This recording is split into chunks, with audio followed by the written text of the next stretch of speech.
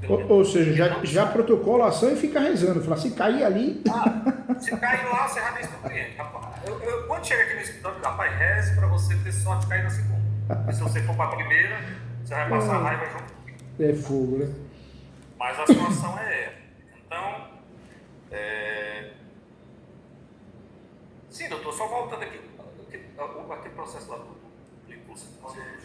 Então, só para esse segundo caso, vale a pena sim fazer uso capião. Só tomaria o cuidado e peço para os doutores, tenta fazer a peça mais enxuta possível. Fala da posse, fala das coisas boas, né? Posse mais pacífica, animus domini, fala da posse exclusiva, que hoje isso está em alta, né? Posse exclusiva, gestão exclusiva, função social da propriedade, trabalha bem as preliminares nessa ação, se for o caso, justiça gratuita. Aonde os doutores estão, é importante também, até numa eventual reclamação, numa corredoria, se não fizer o registro, alguma coisa acontecer, é importante sempre ter na peça de uso capião localização e descrição. Abre um tópico da localização e descrição do imóvel. E traz... Tem uma planta. Né? Tem uma planta, né? Só não foi lançada na base do INCRA, mas eu tenho uma planta, memorial descritivo, feita por um profissional habilitado, só que botou aquela tarja lá. Não registrado junto ao INCRA. Tá. Porque tem os postos, né? Por isso, abre um tópico na peça, né?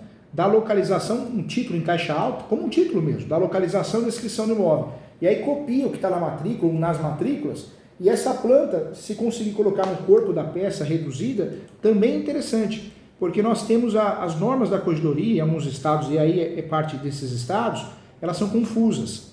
Tem alguns estados que as normas da corredoria são redondas, né? E aqueles estados que copiaram as normas da corredoria desses estados que fizeram algo melhor, legal. Mas aí, em algumas regiões, alguns estados, nós temos normas da corredoria confusas, contraditórias. Então, para evitar, para que o cartório amanhã depois, se ganhando os capiões vai ganhar, não negue o registro. Então, é importante colocar na inicial localização e descrição o mais completo possível. Aí é importante como requisito, viu, doutor? Pronto, eu tenho isso muito bem formatado. Legal, isso é importante, hein? Os profissionais que fizeram são muito bons.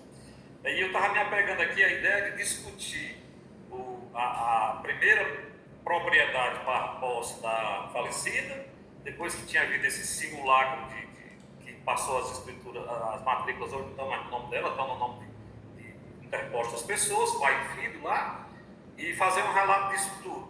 Ou fazer mais enxuto mesmo e falar só sobre a posse deles, que nasceram e se criaram lá, tem os filhos, tem filho que já casou lá, enfim, moram lá na propriedade.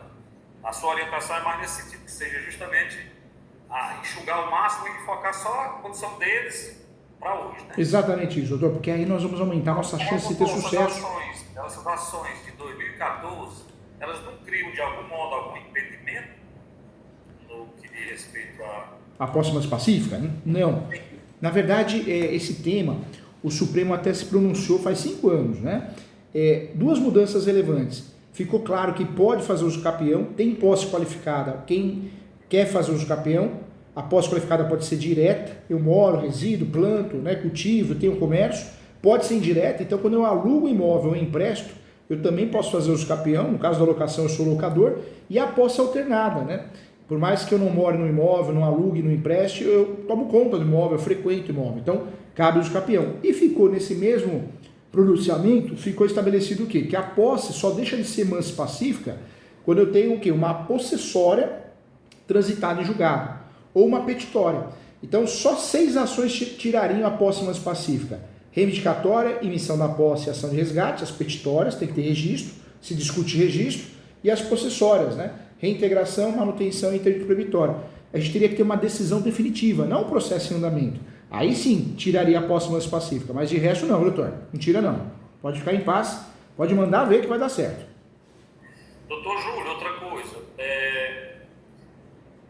Se acaso eu tiver as minhas ações lá quanto aos 2 títulos que eles têm hoje, acaso ela estiver com o título de ação adulatória, de escritura pública, por exemplo, eu não estou me recordando aqui, eu confesso que foi um pecado aqui meu, eu não estou me recordando. O que o senhor orientaria a fazer? Porque eu sei que eles entraram com uma reivindicatória, alegando que o título deles é eficaz. Agora, essa reivindicatória, ela não ocorreu transjulgado, né? grau. Julgou em primeiro grau, então ótimo. Se eles mencionarem isso em matéria de defesa, o legal é a gente não mencionar. Não mencionar, e se de fato a gente vai juntar as certidões do distribuidor civil no uso capião, no nome do autor, autores e dos últimos proprietários que constam na matrícula. Então, em alguns casos sai positivo. Se sai positivo, como que a gente vai justificar isso?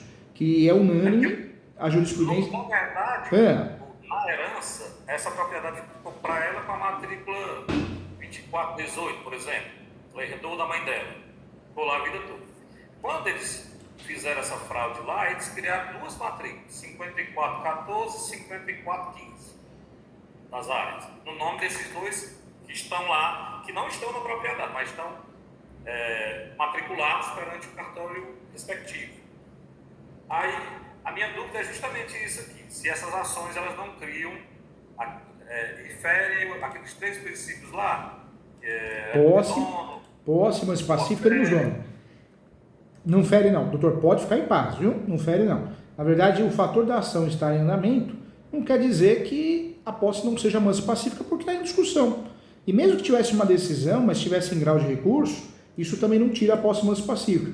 Inclusive, esse pronunciamento do CNJ e também do Supremo, na época eles falaram do quê? Boletim de ocorrência e notificação. Muita gente acha, né, que boletim de ocorrência ou notificação judicial, extrajudicial, tiraria a posse mansa e pacífica, e não tira. E qualquer outra ação correlata, né? Então uma ação de obrigação de fazer, uma ação de direito de vizinhança, não tira a posse mansa e pacífica não. Só o grupo das possessórias e petitórias, devidamente com o transjulgado. Isso é bom e ajuda muito o doutor nesse caso, hein? Sim, agora voltemos aqui só esse tema da anulatória. Se eu acaso tiver titulado as minhas duas ações lá, ação anulatória de escritura pública, de matrícula, tal. Isso, pelo que o senhor falou lá mais atrás, eu não sei se eu ouvi perfeitamente, mas é como que eu tivesse errado nessa conduta. E eu sei que eles entraram com a reivindicatória. Se as minhas estiverem como anulatórias, o que eu devo fazer agora? Se aparecer como anulatória, eu oriento o doutor a fazer uma petição pelo princípio da cooperação, requer informar que, por um lapso, constou a anulatória, mas o pedido é de nulidade. Por quê? Porque a nulidade aumenta muito a chance do doutor ter a decisão procedente, é mais efetivo, né? A nulidade não tem prescrição, então não corre risco de prescrição e existe uma abertura probatória maior, diferente da anulatória. Então, né? seria ação declaratória de nulidade de escritura. Ação declaratória de nulidade de ato jurídico. De ato jurídico. Que aí envolve escritura, contrato de gaveta, né? Porque a ação anulatória é uma ação traiçoeira. Infelizmente a faculdade não nos ensina direito essa ação, né? Ou a gente tem aqueles vícios no negócio jurídico e só consegue provar aquilo, acabou, perdemos a ação. A ação declaratória de nulidade não, é uma abertura total. Se houve indícios de simulação, de erro de fato, erro consumado, então várias teses podem ser aplicadas, a chance de a gente ter sucesso é muito maior, né? Então seria ação declaratória de nulidade de ato jurídico. De ato jurídico. E eu posso ainda, até porque ela está ainda em primeiro grau, não foi julgada, eu posso fazer uma petição pedindo que apenas por um erro foi digitado lá como ação anulatória. Isso. Na verdade, seria anulatória. E usa até um termo, doutor, que todo mundo usa, por um lapso, fez constar anulatória, mas para que fique certo, com base no princípio da cooperação, requer informar que por um lapso constou anulatória, mas o pedido efetivo é de nulidade. Pronto, já efetivou, já fez o aditamento de forma leve, né? Uhum. Pronto, doutor, pois você conseguiu passar?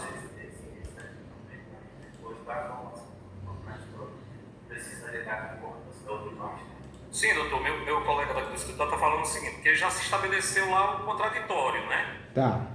Isso não vai me levar para o juiz consultar outra parte para ver se...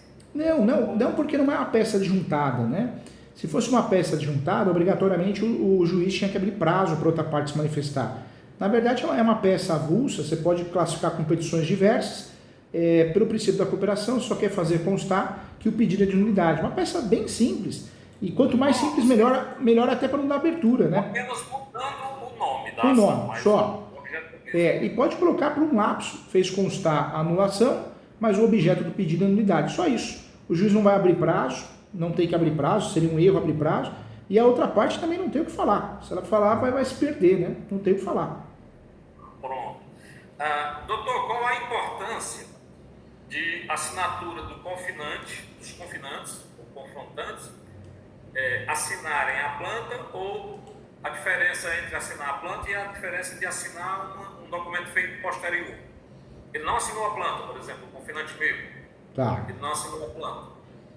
Mas aí assinou, fiz uma declaração, ele assinou e eu juntei a título de suprir aquilo ali. Isso é legal? Pode ser? Ou é melhor colher as assinaturas na planta mesmo? Mas assinou no lugar do confrontante? Não. Não. Eu tenho lá o caso específico dessa